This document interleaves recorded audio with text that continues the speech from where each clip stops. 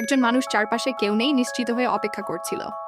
তারপর সে হঠাৎ একটি তামার বেসিন বের করলো। সে পকেট থেকে $100 একটি নোট বের করে বেসিনের ভেতরে রাখলো। পরের মুহূর্তেই সেখানে 10টি নোট দেখা গেল।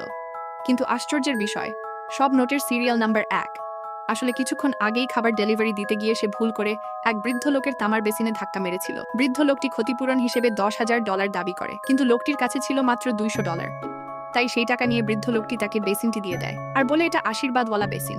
এরপর বৃদ্ধ লোকটি চলে যায়। তখনই বেসিনটা আলোকিত হয়ে ওঠে, সাথে সাথে গায়েব হয়ে যায়। আবার এটার কথা ভাবে তখনই সামনে চলে আসে। সে বুঝতে পারে এটাকে সে নিয়ন্ত্রণ করতে পারে। সে এটাকে পরীক্ষা করতে লাগলো। তখন তার গলা থেকে লকেটটি বেসিনে রাখ, তখনই সেটার মতো আরো 10টি লকেট হয়ে গেল। পরে লোকটি একটি অ্যান্টিক দোকানে যায়। পরীক্ষা করার পর দোকানদার তার আনা লকেটগুলো $2 লাখ দিয়ে কিনে নেয়। এতে লোকটি বুঝতে পারে সে খুব শিগগিরই ধনী হয়ে উঠতে চলেছে। তাই সে $20,000 একটি দামি মদের বোতল কিনে ফেলে এবং বেসিন ব্যবহার করে সেটিকে 10টি বোতলে পরিণত করে। এরপর সে একটি রিসেল দোকানে যায়।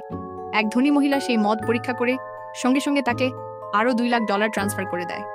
মহিলাটি বুঝে যায় এই লোকটি সাধারণ কেউ নয়। তাই সে নিজের কন্ট্যাক্ট নম্বর দিয়ে বলে ভবিষ্যতে যদি তার কাছে কিছু বিক্রি করার থাকে তাহলে যেন তাকে যোগাযোগ করে। আরও দ্রুত টাকা আয় করার জন্য লোকটি একটি গড়ির দোকানে যায় এবং $7,000 একটি বিলাসবহুল গড়ি কিনে বাড়ি ফিরে লোকটি আবার বেসিনটি বের করে এবং গড়িটিকে তার ভেতরে রাখে। কিছুক্ষণের মধ্যেই বেসিনের ভেতর একই রকম অনেকগুলো গড়ি দেখা যেতে থাকে। তারপর সে সেই ধনী মহিলাকে ফোন করে জানায় তার কাছে এখন অনেকগুলো বিলাসবহুল গড়ি আছে। এরপর সে আবার একটি রিসেল দোকানে যায়। যখন দোকানদার শুনে যে সে ওই ধনী মহিলার রেফারেন্সে এসেছে, এরপর সে মহিলাকে বলে জমিয়ে রাখার মতো কি আছে। আর মহিলা শোনা। এরপর লোকটি একটি সোনার ইট কিনে সেটাকে বেসিনে রাখে, সাথে সাথে গায়েব হয়ে যায়। পরের এপিসোডের জন্য সাবস্ক্রাইব করো।